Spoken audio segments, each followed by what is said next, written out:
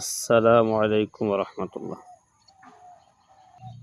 রসুল আকরাম সাল্লাল্লাহু আলাইহি সাল্লামের একটি সুন্দর হাদিস। রসুল আকরাম সাল্লাল্লাহু আলাইহি সাল্লাম বলেন, লা তাসুব্বুল আমওয়াত, তোমরা মৃত্যু লোকদেরকে গালি দিও না, কারণ তারা তো দুনিয়া থেকে চলে গেছে, তাদেরকে গালি দিয়ে কী লাভ হবে বলো। তাই হাদিস অনুযায়ী আমরা থাকার চেষ্টা করব। দেখবেন একটা মানুষ যখন কোনো রাগারাগি বাজাবাজি হয় তখন অনেক বকাবকি করে, এমনকি যারা মারা গেছে তাদেরকেও বকাবকি করে। তাই সেই সব খারাপ কথা, খারাপ কাজ থেকে আমরা সকলেই বিরত থাকব।